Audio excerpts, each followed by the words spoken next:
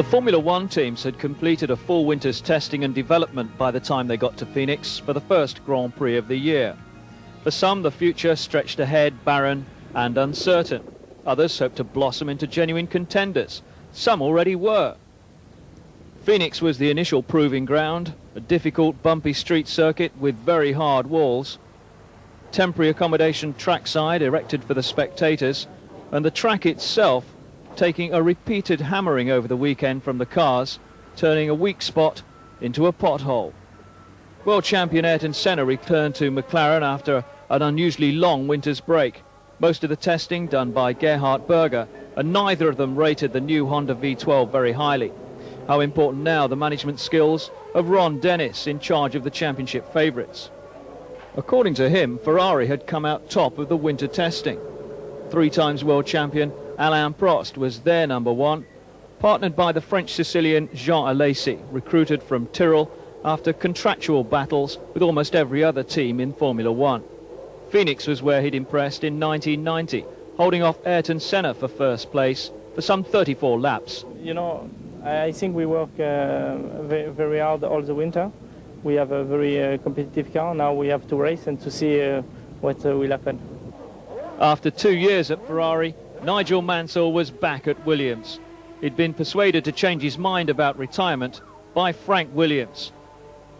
Mansell convinced he had the package to win races, with the ever-improving Renault engine, the vital ingredient.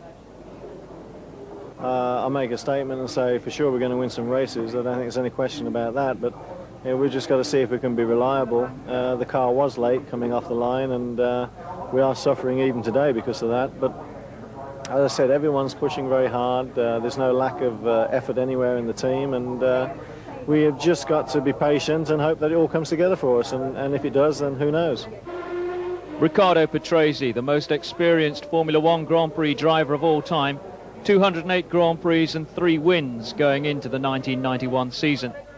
Weighing in for his 14th Grand Prix year and his second with Benetton, Nelson Piquet, 3 times world champion, partnered by his Brazilian teammate and great friend Roberto Moreno.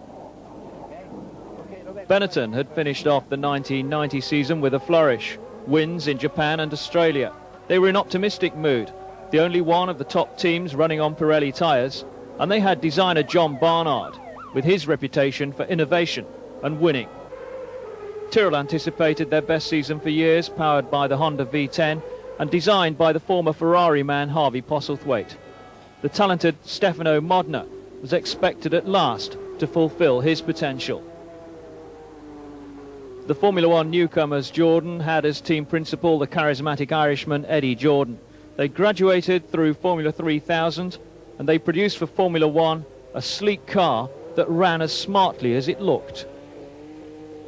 Is it more difficult than Formula 3000? I'll tell you after pre-qualifying tomorrow, but of course it is. There are 15, 16 world-class teams here. They're the best in the world. They've got all very good budgets. They have got excellent drivers. They know exactly what they're doing. Technology in terms of the design, all excellent. I have to believe that our own is particularly good as well. So from that point of view, I feel that on the team side that we're in very good shape. Jordan's drivers, Bertrand Gachot, he had brief race experience with Onyx, Real and Coloni, and Andrea De Cesaris, 150 Grand Prix but only 38 points. Another newcomer to the Grand Prix scene, Modena, like Jordan, forced initially to pre-qualify. Lamborghini built both engines and cars.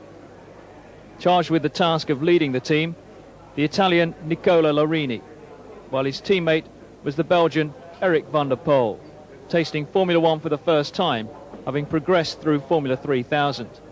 Just like Mark Blundell of Britain, here with his Brabham teammate Martin Brundle. Brundle, of course, determined to be number one. The Finn Mika Hakkinen, the British Formula 3 champion, he made his Formula One debut with Lotus. Frenchman Eric Comas, the Formula 3000 champion, came into Formula One with Ligier, where he partnered the vastly experienced Thierry Boutsen. And Pedro Chavez from Portugal, he attempted to make his name at Coloni, but at Phoenix at least, he was doing it for all the wrong reasons in pre-qualifying. That became a familiar sight in the 1991 season.